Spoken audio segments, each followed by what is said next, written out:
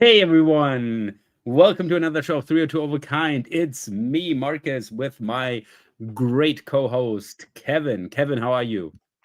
Good. Now that I see you, how about yourself? All right. Thanks so much. You were traveling quite a bit and you've been to, as I would say, probably the conference of this year. You've been to SEMrush Spotlight. Can you tell us a little bit about SEMrush Spotlight? How was your experience? It was phenomenal. My experience was phenomenal. Really cool conference, great people, very well produced. Right, it's in Amsterdam in the passenger terminal, right by the water. A huge hall with great separation between the vendors, and then the two stages. So they have a main stage and an enterprise stage, and then a lot of cool like little gimmicks and gadgets. Right, like branded um, soft drinks and lots of coffee, which I love. Lots of snacks. And what I like most about it is I ran into lots of people who I know, some of who you know as well. Yeah. And Dude, then I had serious also, FOMO. I got all the yeah, pictures, in our WhatsApp group, the SEO Oktoberfest G50 WhatsApp group, always got the pictures. I had serious FOMO. I mean, obviously, yeah. you were missing out a little bit, man. It was so good to see everyone. It was so good. We would Yeah. have loved to have you there. But I also met a lot of new people. A lot of people who I know from the internet but never met in person, and then lots of new speakers. And I always love Mhm. that. When there's a lot of like people you don't see all the time. I'm also telling conference organizers like, hey, if there's somebody else who you think is great and I'm blocking the spot, take me off. As much Mhm. as I want to speak, obviously, like I think it's important to get to give new people a voice as well. But you had a you had a phenomenal lineup and like lots of executives. I was at a dinner with the head of marketing from Karl Lagerfeld, from Mhm. Danone, from massive companies, WPP, Mhm. the head of SEO there. And like there's like fascinating people. So overall, great experience. And next time you have to come. Yeah, yeah, definitely. But this is what I like about these kinds of events, like with the typical SEO events, the SMXs and everything, right? It's almost always the same people, right? Or in to a high regard, it's like a lot of the same people. Um, and sometimes also the same topic. And this is what I like about these kinds of events, because just as you, I love it, seeing completely new speakers coming from a completely different way of life, from a completely different industry or something else, but still contributing something very valuable to my personal experience. Also, I love these kinds of events. And again, I had so much FOMO, and especially because SEMrush also launched SEMrush One. I'm so glad it is finally out. As I'm stoked. Just put it up on LinkedIn today as well. I'm super stoked. They finally released SEMrush One. Basically because that's what the market is asking for, right? This is like what you hear the whole time, and yeah, and SEMrush delivered. I actually worked with it a lot today, working for a customer of ours within the ProServe team, and I'm thrilled. I again found so many great insights, and I'm always amazed that you know you can find these insights and you can actually really move the needle really fast, and even faster than we are used to back in the old SEO days, I would say. And so yeah, I'm super stoked. It got released during Spotlight, Yeah. and again, more FOMO for me. Yeah, as I would have definitely liked to been there for the party. Yeah, it was Yeah. great. I was there live. I saw it. I had access to it before, so very very stoked to see it live. Funny enough, I gave a presentation. I spoke at Spotlight, and some of my screenshots were from SEMrush One, so Nice. I was able to talk about it. I don't know, an hour or so after it was released. So pretty good. Before we continue, Marcus, how Yes. was your chess match? Oh yeah, and so thank you very much, Ribbon Open Wounds. Now, though we lost, we lost as a team 4-2, and I also lost my match, but I was actually the last match, and at that time it was 3-2, as we were trailing by Okay. one, and so this guy was like, I think at like 300 points higher than me. Um, So it was, yeah, super hard match, obviously. But they chose board 4 to be a set point. And I actually had the opportunity to make a draw. Would have been Nice. the first or second, right? I mean, I would have definitely made the draw because 2 of my colleagues also did a draw. But since we were already trading by 1, the only thing I was able, it's like I have to win to Sure. buy it in the end, and therefore I had to play very aggressively, and this guy was just too good, and therefore we lost. But it was an incredible experience. I love it. Incredible experience. Yeah, it's really makes you feel alive again. Yeah, I love that. Yeah, competition, right? It's like there's something very human about competing, but respect for putting yourself in the arena. That's where growth happens, man. That's it. Yeah, you just got to put yourself in situations where you don't feel confident, where you don't feel this is what makes you grow. Absolutely. By the way, hi Rüdiger, happy Friday, guys. Hey Rüdiger, glad you're with us today. If you see us, just drop in a comment. We always like hearing from you guys. We promote every comment, even the ones we don't like to promote. We promote everything, and you can actually say whatever you want. So this is totally free speech. So not like how it is in the US right now. It's total free speech.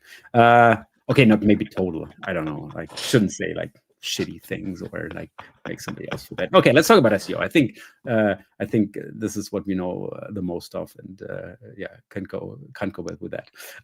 So I have actually a couple of topics today, because normally we have like 1 or 2 focus topics we talk a little bit more extensively about, but it was just so much, and I'm like really eager to hear your opinion on a couple of these things. First up, obviously we have to talk about the Google Q3 numbers. I mean, this was the first quarter, the first 100 billion quarter, which obviously is massive. I mean, like I'd be happy with 100 billion a year, or during the lifetime of my company. But no, they do that in 1 quarter. So, and as you can tell, it's probably going really well. And obviously, everybody was looking for what Sundar Pichai was saying regarding AI overviews, how it's going, how AI mode is going. And he reiterated that AI overviews drive meaningful query growth. As a perfect narrative again, the meaningful query growth, noting the effect was even stronger in Q3 and more pronounced among younger users. So this is actually something I can buy here, yeah. And obviously they say also Google search and other, revenue. And I think the problem is always that they're tying in also the revenue from YouTube, the clicks from YouTube, which obviously, if you look at the big picture, there is great query growth, and there's probably also still still a lot of revenue, and even maybe more revenue, because there's YouTube in it. So it makes a lot of sense for them. But again, they probably won't go back to really differentiate between the products and how it's going. Why would they, right? And so this pretty much uneventful, just 100 billion quarter, and everything seems to go very well. So good for them. But I had one tweet today, and I saw this tweet, and I actually want to read a couple of things from this to you, because it's just, this is, I mean, I love this perspective from Nate Haig here. Probably you remember this guy was one of the guys that was affected by the helpful content update, and he was actually invited to the Googleplex, and they got some free food. And Dennis Sullivan was like, yeah, it's not you, it's us, trust in us, it will get better, just do your thing, and yeah, we were given multiple apologies and promised that Google still cared about human first created. But as I said there, I was also quietly listening to Google's earnings call via an earbud. And on the earnings call, my other ear heard a very different story from Sundar Pichai. Pichai made clear that Google was clearly planning to go even harder in the direction of showing AI summaries onto every corner of search results and the entire web. Obviously, investors are excited about that, yeah. But what did this mean for websites like ours that still invested in creating content by people for people?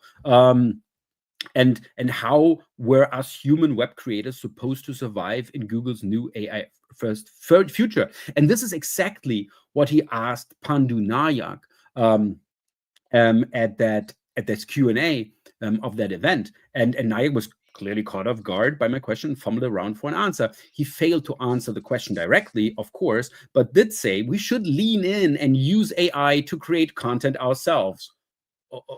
Wait, so this is your suggestion? So how can we what? And no, you should use it. Okay.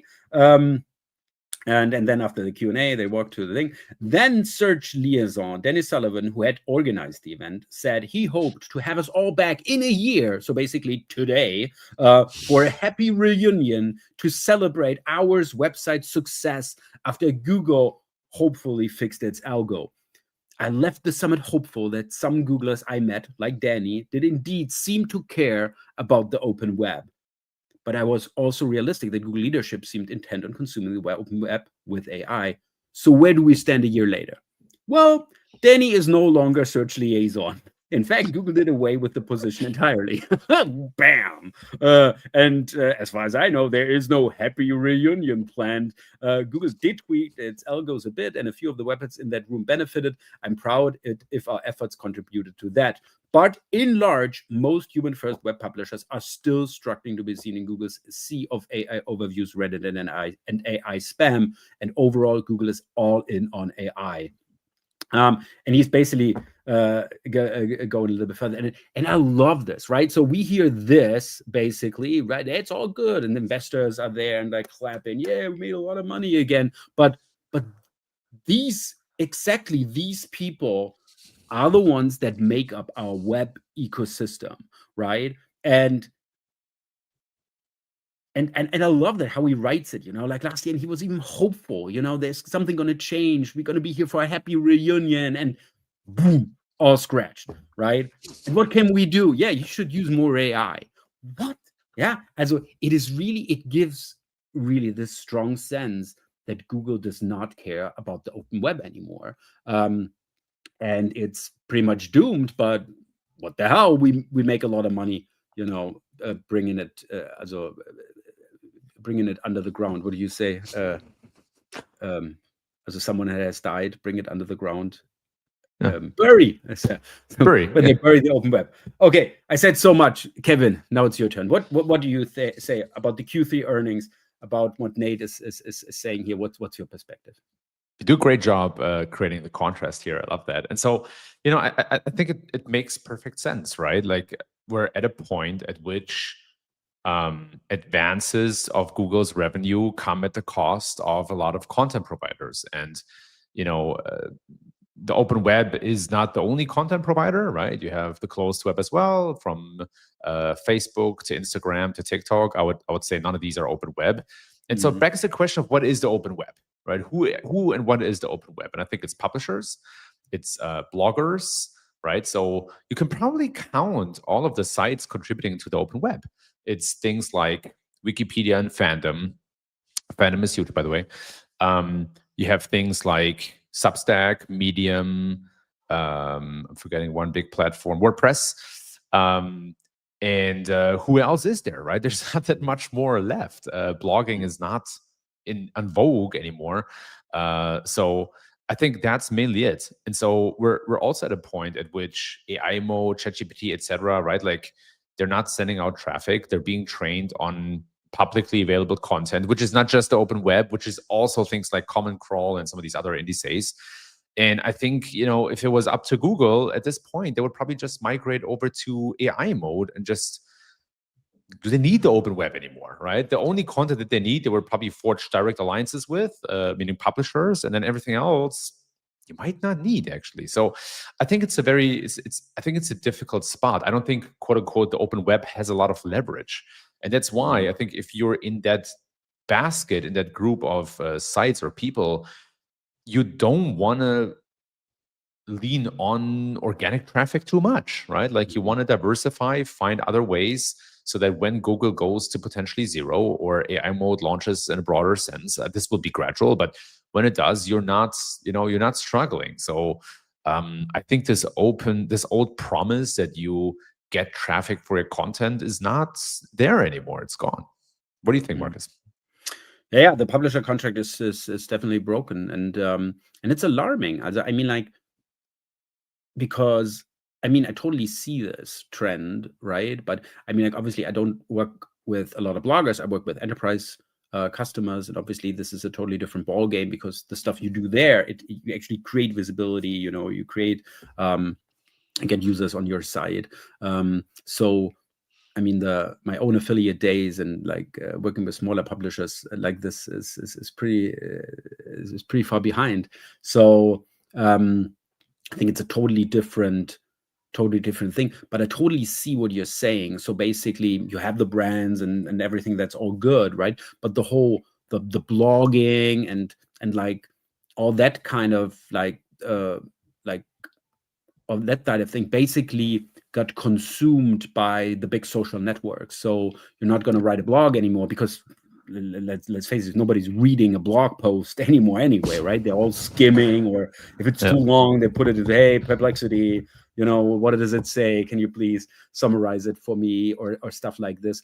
So it's really people not really like wanting to write these big blog posts anymore, but it's become more short-term video, and you know, with basically every social network going all in on short video, it just helps that trend. And so do you think that basically the whole, which used to be like the blogging sphere, like independent publishing of news, or like whatever, or talking about news or something, that this is going to be totally inside these social networks, which I mean is a good development for Google, because it would basically like it's basically the next evolutionary step of the internet, and basically you've already played through that game, right? And you've defeated the final boss, right? And now you got all the content, and you don't need other content anymore, because you can just synthesize any content you want, and basically just go to that next step, and yeah, find the next play for that new ecosystem, if that makes any sense, what I just said. Yeah, Sorry. it makes perfect sense. It does, because I think I absolutely agree with you, right? I think that old open, almost like open sourced content, if you will, that's over. And I think, I mean, there are journalists that are doing TikTok and Instagram Reels. They're having a Substack as well, and they're doing phenomenal work, and they're performing really well, right? Like one of my favorite examples from the recent couple of days is a woman called Kyla Scanton. I might butcher her name just a little bit. Maybe make sure I get it right. Kyla Scanlin, not Scanton. Scanlin. She's doing phenomenal work. She's going super viral on. She's 10 years younger than me, which is crazy. But she's going super viral on like Instagram Reels. And then she has her own Substack that's going really well. She's a book author, and she has a large following, and she does incredible reporting. Right, it's like a really important journalism that she does, that I think is like like what we need from journalism in the society. And so yes, I think these new experiences like AI mode, right? They're more like TikTok than Google search. They're closed experiences. They're not sending out traffic, and it's all about how visible are you in there compared to how much traffic do you get. And that visibility is worth something. I don't know how much, maybe a lot, maybe not so much, but that's the game right now for LMs. It's visibility, it's not traffic. But I mean, like, if I hear that, I think it's kind of sad for this person, because you basically, she's 10 years younger than you, right? She's building up her business. She's building up her media empire, but she's building up her media empire on other services. So her email is on Substack. Her reels go on Instagram, right? And I think this is, back in the days, we used to have our own website, we used to have our own blog, right? And we have like our own, like sending out our own newsletters and stuff like this. Basically, you own your own media empire, right? And there you basically just you're just always renting. And I saw this with people that were like really going all in on Twitter. We had some people here and also in the SEO space, with over 100,000 of followers, and we're like really proud of that, right? Which obviously is great, right? When a lot of the SEO discussion was actually going on Twitter, obviously this is great. But then the whole Elon Musk getting completely batshit crazy. I mean, again, I'm totally embarrassed for driving a Tesla, right? And this is just me. I bought the car, but here's someone who basically built up his or her media empire on Twitter, and all of a sudden it's like, oh, this is pretty brown sauce here. Flowing around. Yeah, it's getting pretty shitty. And what do you do with it? Right? You got reach all of a sudden in an audience you don't even want to be in, right? And all you've done, all the content you created to build up that reach, that followership, right, is now let's start with threads. Let's start on Instagram. Let's start on TikTok. Let's start on whatever else, right? And I think this is the sad thing, that people basically are not independent creators anymore. They always belong somewhere. They're creating for Substack, they're creating for Instagram, for another company, but not for the open web, right? And I think this is a very sad development. Yeah, it is a sad development, and I think you have to be smart about how you leverage each of these channels. I mean, I'm literally in that same boat. I'm not a journalist, but my Substack is now going out to 22,000 people. And the thing about Substack is that I think it's still like you still own. What's most important is you own the email addresses. I think that there's so much business value in having email addresses because you can just take them to another provider, right? That is the true independence. And all the other platforms, from a Twitter, Threads, LinkedIn, which by the way, I'm not active on Twitter anymore for the same reason. So 35,000 people of followers, or 38 or whatever, basically don't help anymore. All of these are basically user acquisition platforms, right? That's how I get the emails. That's my number one channel, actually. It's LinkedIn and direct traffic. And so I think you have to be smart. You don't want to be too reliant. So for example, I don't write a LinkedIn newsletter because that's why I don't get the email addresses, right? People subscribe to it, but I don't get anything from it. So you want to be very smart about that. And to be fair, right? I think part of the reality is also that when, for example, you want to move from Twitter to LinkedIn and you say on Twitter, like, hey, I'm only going to be posting on LinkedIn, a good amount of people will follow you. Not everyone, right? I just saw that when I moved my group from WhatsApp to Slack, but the majority of people will typically follow you from one platform to another, as long as it's the same format, right? If you go from Twitter to YouTube, that could be very different. But yeah, that's the world we live in. You want to be very smart about moving them to environments and channels that you can control. And I'm giving the same advice to all of my clients. Like, don't rest on organic traffic. Do something with the traffic. Try to keep people, try to retain them in a way that you can reach out to them again. Smart advice. By the way, we got to say hi to Nikki. Hi, guys. Back again. Love the insights you guys share. Happy Halloween. Yeah, happy Halloween. Oh, man. Yeah, I wanted to actually wear something. Oh, man, I've even put it out so I can wear it for the show. But I was like in a meeting and I totally forgot. Oh, man, Nikki, totally forgot. I really wanted to want my Halloween outfit. Actually, we're going trick-or-treating with the kids later. Nice, you're going out. So I'm so looking forward to this. Yeah, it's always super fun. Man, we have someone in the neighborhood actually coming from the US. Of course. And by the way, we also, my US neighbor from just across the street is actually the ice hockey coach for the Red Bull Munich, and he's like very Halloween, like, and it is us and them in our street who go like all in on Halloween, right? As we have like a burial site in our garden, like it's awesome, right? And he also goes overboard.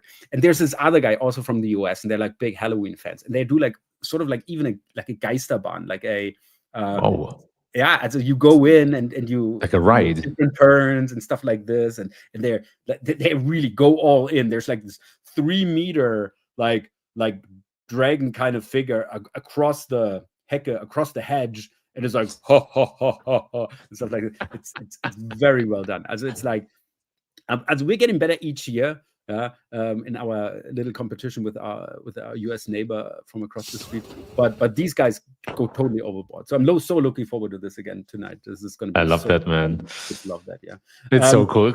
I lived in the US for the last 12 years, pretty much, right? And man, what some people are doing there is just so crazy. Oh yeah, in the it's US, so cool. I mean, like totally different ball game. I mean, like here, yeah, it's so cool though. It's so inviting, right? It's like a neighborhood thing where people come together and have a good time. My daughter is 2.5. We just got her a little Frozen princess dress from Elsa, and she absolutely loves it. So good times here today. Awesome. By the way, Rüdiger's asking, you got all the content. Does it not contradict the idea of new ideas and freshness? Yeah, I mean, like, obviously, this like 15% of all searches Google sees every day have never been seen before. You know, there's new concepts, new everything. So they definitely need it. But I mean, you got all the big news publishers. You already got that. Also, the theory is, also, I think that what I proposed was, you just don't need these independent web creators anymore. That's it. You don't need these guys anymore. And I think this is not a good development. It sounds like the gig economy for content. Are we all now just eat delivery drivers for information? Very good comparison. Yeah, I love that. Yeah, also you got a point, but I think the main point here is that it's basically here you're basically working for this company, and you're doing this for this company. You're creating content for this, and not for yourself as an independent creator. Just as like you don't as an independent food delivery guy, right? Like, hey, I'm independent food delivery. What do you want? I just go there and pick it up for you, right? Also doesn't work that well, and I think it's a good comparison. Let's move on to the next topic, because this is hit, I think, totally very big on LinkedIn. So many people shared this, and it's been astonishing, because we always heard, hey, you got less traffic, but at least it's converting better, especially ChatGPT, less traffic and converting so much better, right? And we always basically had to believe that Kool-Aid. And now there's a study which says ChatGPT referral traffic converts worse than Google search, email, and affiliate links. Affiliate links, what? Right? Trailing on both conversion rate and revenue per session. According to a new analysis of 973 e-commerce sites. So that's a lot. That's I think a pretty good panel here. Almost 1,000 e-commerce sites, and that's it, right? It's not just less traffic. I mean, we all know that, right? But also converting apparently that much worse. When you saw that, what was your first reaction?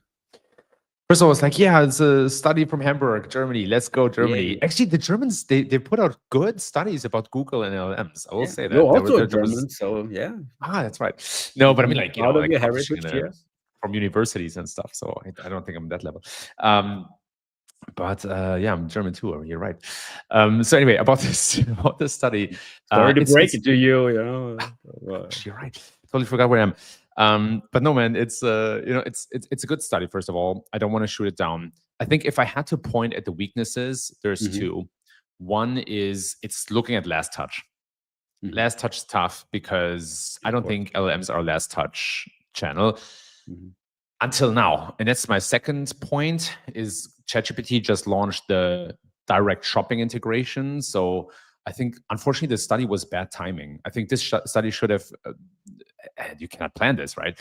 But I wish this study had come out a year ago, and I think it would be perfectly representative of the landscape. And then the study came out, and then ChatGPT offered direct shopping. So you can check out on ChatGPT. So I think this study needs to be repeated, and we need more intel. But I think it's a good baseline now for another study, especially what has happened. But yeah, I mean, good point. The last touch obviously is a big problem with this study. But nevertheless, I mean, like, if you really go into it, it's like 20 billion of combined revenue of these 1,000 e-commerce stores. So this is great data, right? And even whatever ChatGPT is launching, it probably has not become that much better, right? And so yeah, definitely new study next year with everything that happened, or maybe like 3 monthly or something like this, a quarterly refresh of that study. That would be phenomenal. Yeah. Just imagine having these 1,000 e-commerce stores on tap. You get the data the whole time, and you can basically like update it throughout the year. Oh, that would be freaking awesome. I would not mind that. Yeah, I would not mind that. I It's think interesting. I have JetGPT a wouldn't mind that, but I guess. right now with that messaging, they definitely would. I have Yeah. a client who I just looked into their LLM or ChatGPT performance today. They're an e-commerce store. Mhm. Their their conversion rate from ChatGPT referral traffic is 40%. 40. Wow. But the traffic is so small, right? It doesn't yet make a Mhm. meaningful difference. Mhm, So, mhm. but anyway, good study, more of that, and the timing I think was a little unfortunate. Yeah, Rüdiger also wants to have it repeated in a year. I second that. Let's go. Okay, next up, and this is my news of the week, definitely. Google is working on interactive mode for its Stitch design agent. And this is huge. And it has been a little bit under the radar, I think, what happened here. But I think this is a huge announcement, because what basically is happening, Google has the Stitch design agent, and it helps create SERP layouts, right? So you have all different kinds of SERP layouts. Obviously, we all know this, with different kinds of integration, and glue, super glue, and then all stuff together, depending on, the intent of the searcher and what kind of data you have to display. And there's sort of like a set outline, so to speak, on how SERPs look like.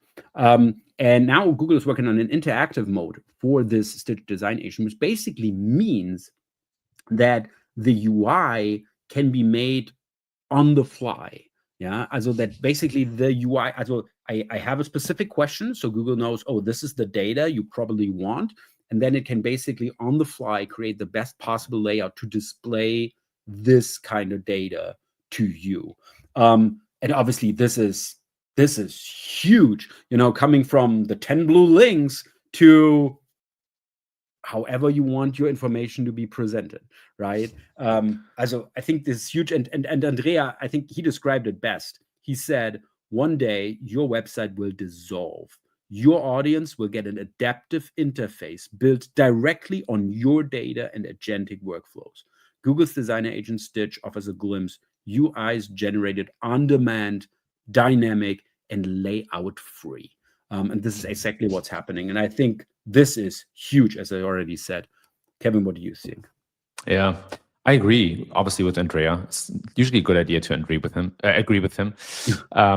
This is pretty crazy, and it reminds me I think Claude has a feature called Imagine with Claude that does something very similar. And obviously, like, all of these are not ready for prime time yet, but it makes perfect sense to me. Why would you not create a personalized response / list of search results in the layout and format that you prefer, right? Like, I think it goes back to a trend, which is that all these experiences are becoming a lot more personalized. Mm-hmm. Google was able to keep the search results to a minimum of personalization for a long time. That made sense from many different perspectives, and it helped us track a unified experience that the most people get in that same way.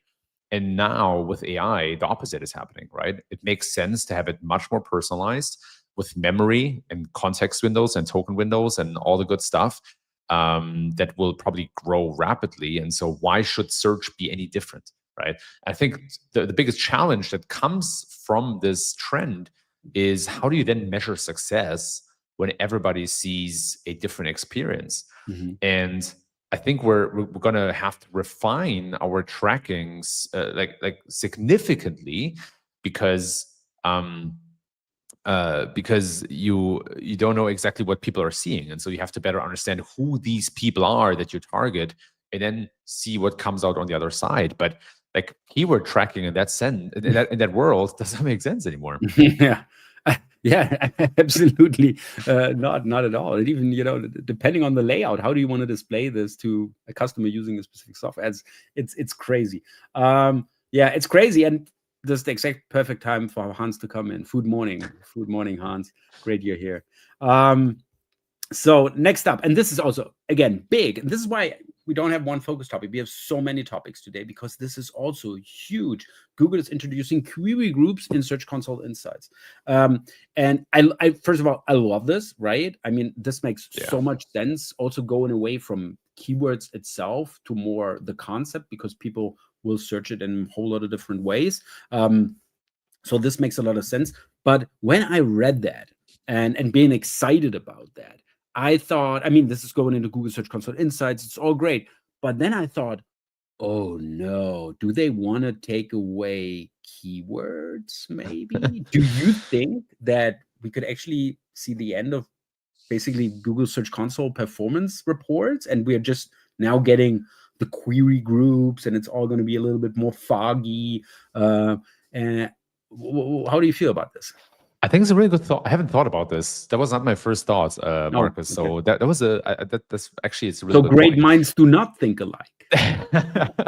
Well, I was just happy that finally there's something useful coming to Search Console besides just other stuff. But I think your point is valid, as in so far that keywords have been dead for a long time, right? Like it makes sense here and there, but if you filter down Search Console data to a single keyword, you're not getting anything useful out of it, right? So I hope, I think aggregate data is most useful, in at least on the page level from Search Console. And I love that we're getting more quote unquote entities or grouped queries. So I think that is useful. I just hope that we're getting a certain depth of data, and it's not just all aggregated away. Like the insights report, for example, in Search Console, I don't find it that useful. Like I don't know what to do with it. Absolutely. And I hope it doesn't become the same thing. I hope that we're going to be able to get the same performance report on the grouped query or entity level. That would be amazing. And also, I think the example Google is showing here is, I think, a perfect example as well, where I see a problem. How to make guacamole dip, right? And then you basically, this is sort of like a fan out here, right? How to make guacamole dip, recipe for guacamole dip. And now you only get the concept, right? And I totally get it. Okay, somebody wants to know how to make it. But in all these queries, in all these actual queries that people are typing in or asking on the phone via voice search, there are important context keywords. For example, here I see a lot of easy, right? People want how to make it easy, how to make it quick, right? And it could also be, I mean, like easy is easy. Sorry for that, pun intended. But it could also be like with less calories, for example. Like people are very like health aware, and they know guacamole is just not good, a lot of fat. I mean, like obviously it's also something good, but maybe they want to a less calorie version or something like this, and this could also be represented in these queries. And I could actually see, oh, people are not looking just to make guacamole, but they want to make a easy guacamole, a calorie-free guacamole. And this is actually how I would, on that user intent, because this is what they want. But I only know what they want when I really look at all the queries that people are doing. And just looking at the content, this is not what I can do. Obviously, an AI will be like, oh, just use AI, and it's like, oh, you should make it easy and you should calorie free because this is what people want. But again, this takes away from me as a content creator to really do something good for the intent of the people, right? And so it gets more, you get more foggy data and you get more foggy content, right? And I think it's not a good development. I agree with you. I think when I look at this list of keywords, I totally agree. There's different intents in here, and probably different content that should rank for this, right? A guac dip recipe versus an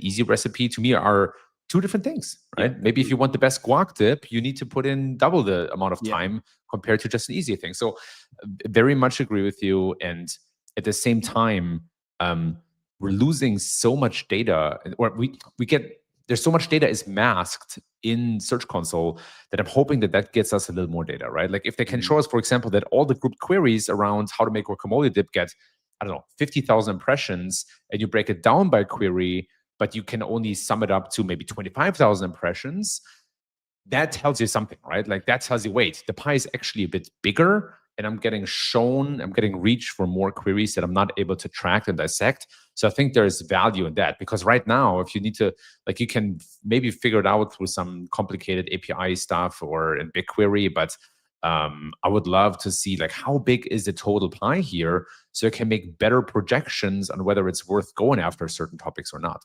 Exactly.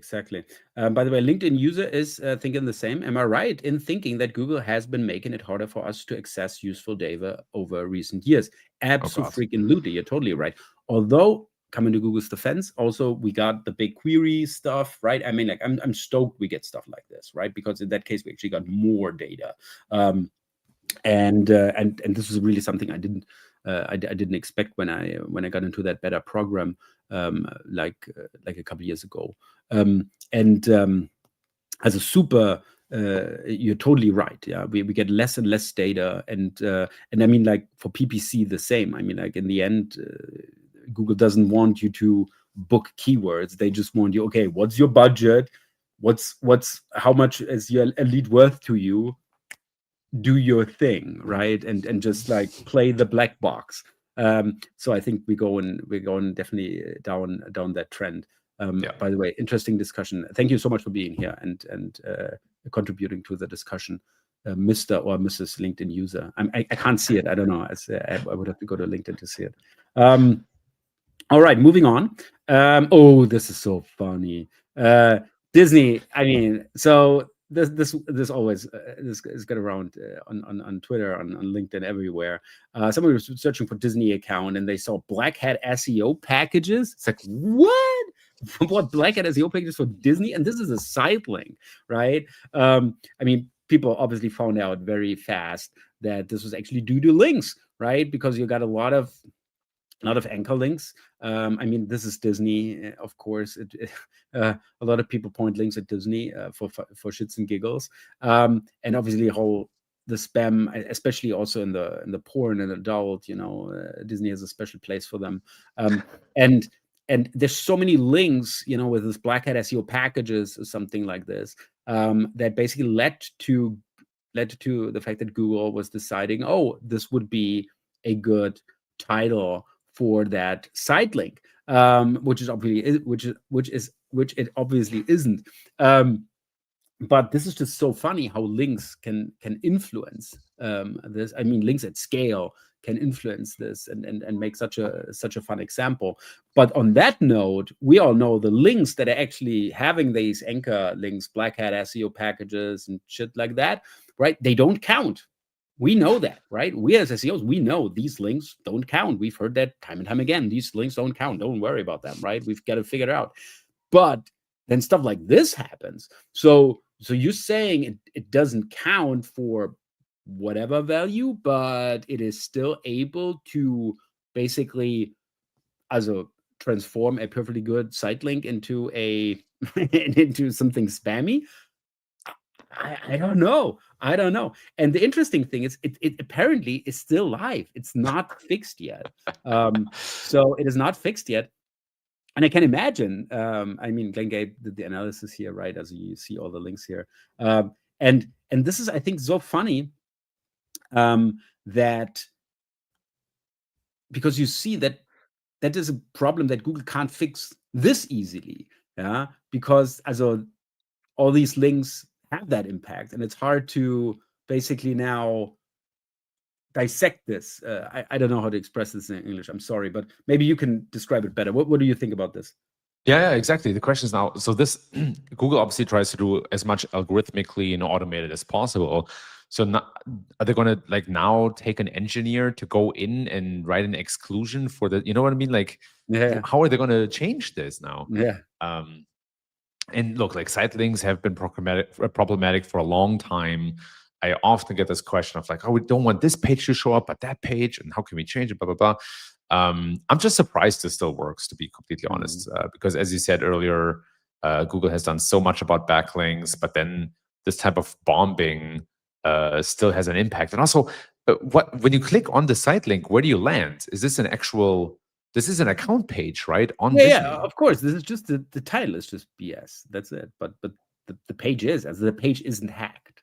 Wow. Yeah. What could go wrong? Google yeah. wants to now rewrite meta descriptions as well with AI. We've seen some tests of that. What could go wrong? Yeah, but they were like, oh, look at that. I got 150,000 links with Black Hat SEO packages to that page. So I guess it's the best title for that page because people think so. Yeah. Whew. Oh, by the way, really, guys, a good comment to what we just talked about. Regarding the query groups. So not only the consumption of information gets more biased by what is displayed in results, also the creation gets more biased caused by the limitation of decision information we get. Was it JetGDP or was that you? That was very good. That was very well summarized. That's probably what he did. Can you please summarize what they just said? No, I'm teasing you already. Yes. Look at this guy here, Gross Memo. AI is breaking the economics of content, of the internet, of content. So from one dumpster fire to the next. Kevin, what's going on there? What's going on? So look, like the symbol here is Wikipedia. Wikipedia published a blog article saying that they've been losing significant amounts of traffic because should I not spoil the beans? Should I hold up on that?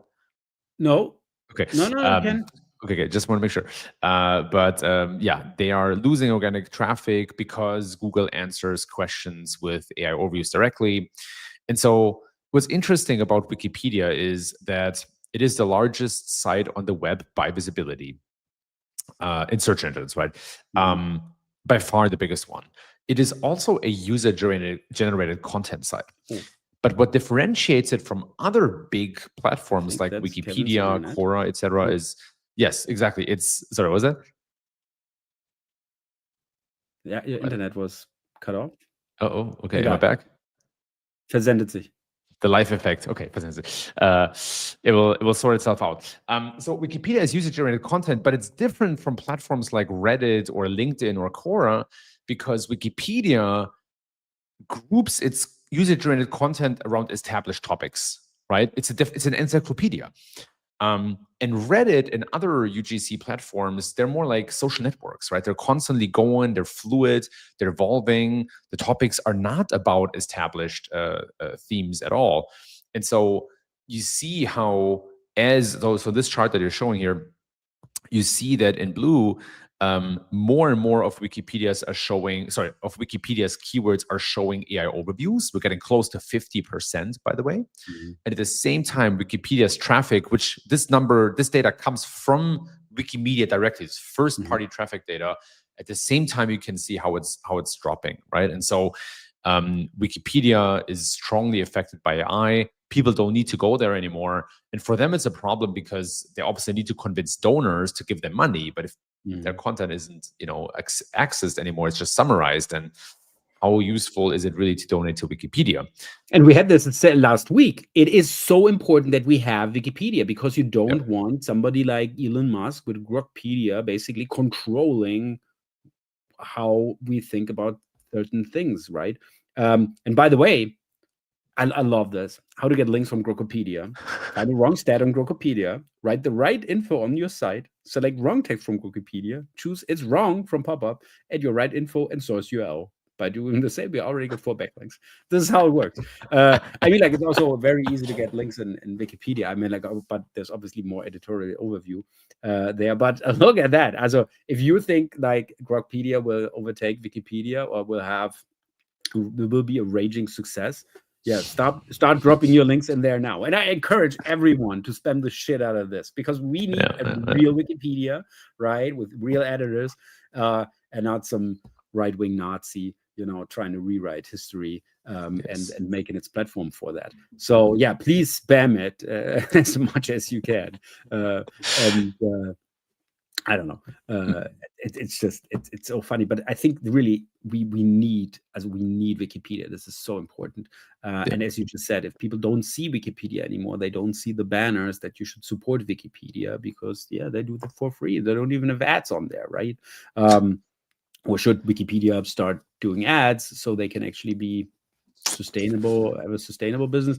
I don't know, but I tell you what, it won't be Grokopedia. Also, it shouldn't be replaced by Grokopedia. Maybe Grokopedia links become a negative ranking signal. Yeah. This is so sad. Last week we talked about that trap Reddit set up for Perplexity, and now they're getting sued. And now Perplexity responded to that Reddit lawsuit, and they basically said, yeah, it's all good, blah blah blah. We summarize Reddit discussions and we cite Reddit threads and answers, just like people share links posts here all the time. Yeah, I mean, but still, Reddit said, you can't crawl us, you shouldn't use us, and so I think you have to you have to oblige to them, but whatever. And the other party involved here, SERP API, goes even further. They really double down. They said the lawsuit is a threat to the free and open web. Yeah, because SubAPI said it will rigorously defend itself after being sued by Reddit for allegedly scraping and reselling data from the platforms via Google search results. For 8 years, SERP has operated transparently and lawfully, helping countless developers, researchers, and business build on top of publicly available search data. And now what you're doing, blah, blah, blah. So, I mean, like, this is the obvious, when you're getting sued, you have to shoot right back. But I mean, Reddit got a strong point here, and I think we're definitely going to watch this space on how this lawsuit is going to play out.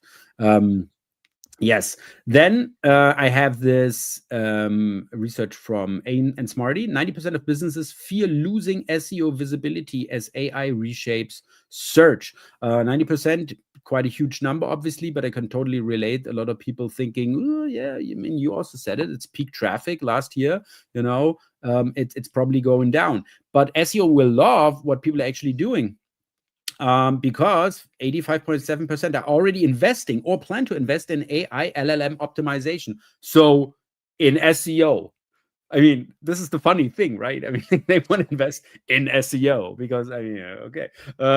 And 61% plan to increase their SEO budgets due to AI. So I think this is really, for us as SEOs, I think this is it's a great time to be alive again, because now we're at an inflection point again where it's really becoming real crucial for companies to do the right thing right now and set themselves up for success. We were basically in this SEO. Yeah, we all know SEO, but we got this guy, he knows what he's doing. We don't need SEO, but blah, blah, blah, right? And now it's really like, oh my God, what is happening? I have no idea what's happening.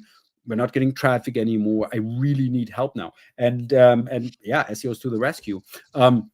And so I think it's great for the SEO industry as a whole, because again, it shows this is us that are able to help companies in these exact situations, right? Although no best practices yet, but nevertheless, a lot of experience on visibility, on engineering visibility, on getting people to a website. So I think for us as the SEO industry, it's quite a good thing what I'm reading here. It is, and also I think it's important to highlight that SEO is not dead in any means, even though traffic is down, right? SEO is not dead. 85% want to invest more in SEO. You don't invest in AI LLM optimization. You invest in SEO. Yeah, of course. Even let's just pretend for a second that these are different things, right? They're mostly the same thing, but let's just pretend they're different.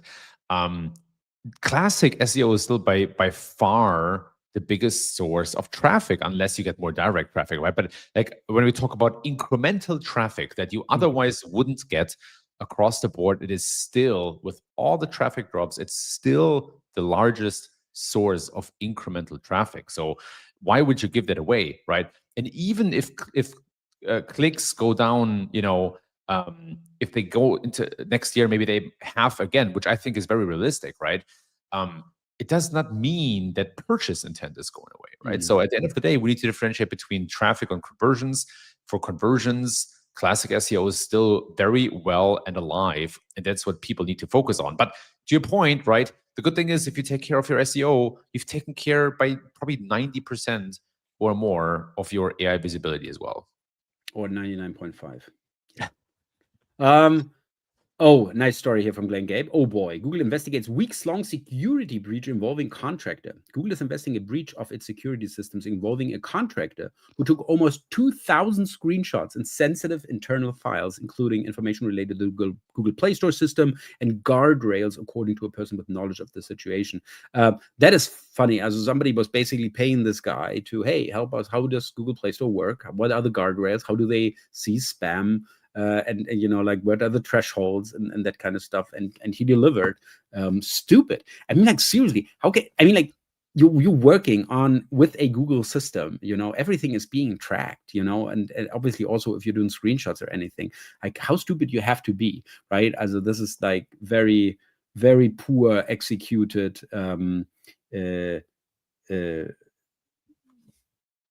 whatever you call it.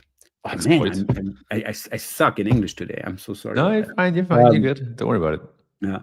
By the way, LinkedIn user saying something. Feel like SEOs are more important than ever. Yes, as senior execs have so much anxiety about SEO platforms. You know, James York. Oh, James.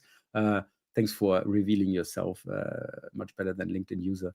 Yeah, you're totally right. You're totally right, and that's good for us. But again, we as SEOs, we have the responsibility to perform for our customers, because if we now, you know, we're just selling the snake oil again. Oh yeah, geo optimization. Hey, dude, we are awesome, right? And you just start scamming again. We're basically repeating what the SEO industry has done, like, badly, you know, for numerous years, and basically led to a not so flattering image of the SEO, I think, in the wider public eye.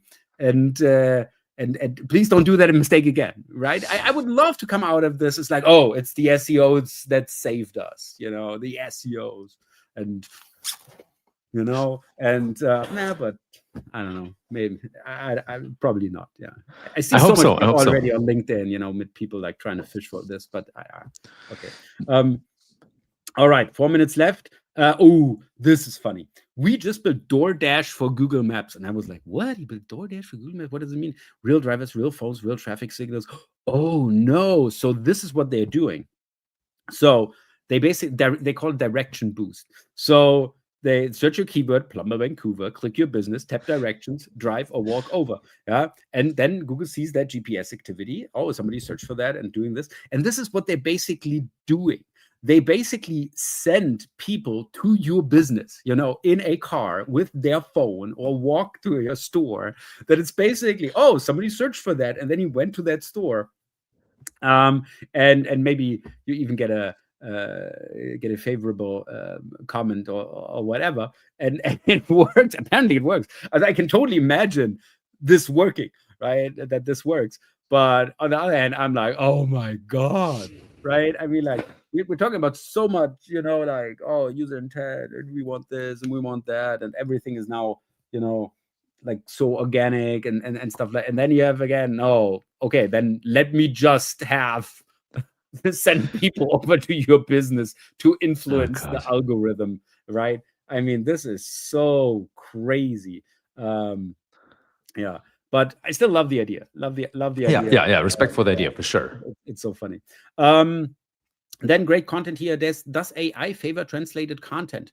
Very interesting analysis. I guess. I mean, we see a lot of translated content. And obviously Google doing it themselves, google.translate.com. We all know this.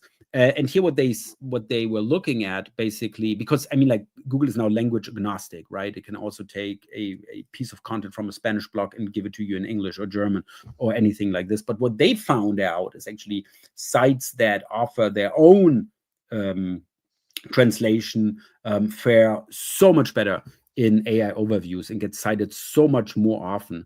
So I think this is a really, really strong point. You should definitely translate your site to different languages that are important to you, and not let Google do it. Very great study. Thanks so much, Elizabeth. And then, I also love this post from Metehan. I mean, Metehan by itself is such a great guy.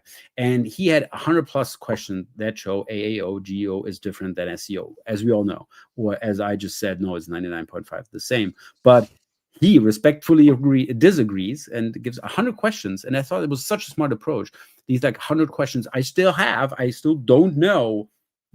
And this really shows like, oh my God, there is still so much like in the darkness that we don't know, right? As SEOs. And so, yeah, I love the idea of doing it like this. And maybe he just went like, hey, ChatGPT, give me 100 questions I should have.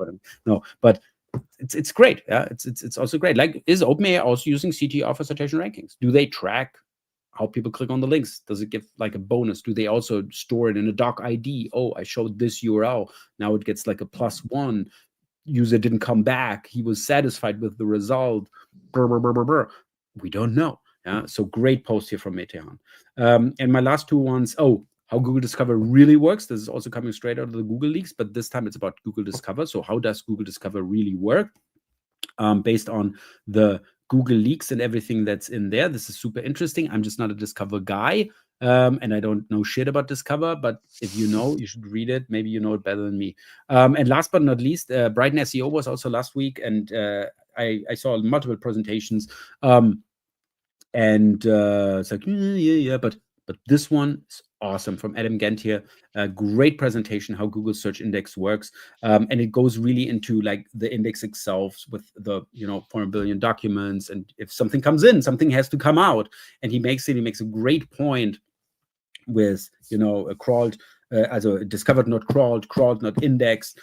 Basically, it always depends on, also it can fall out of that tier. It can be indexed, and a week later it can be crawled not indexed, basically because the main index is sort of full.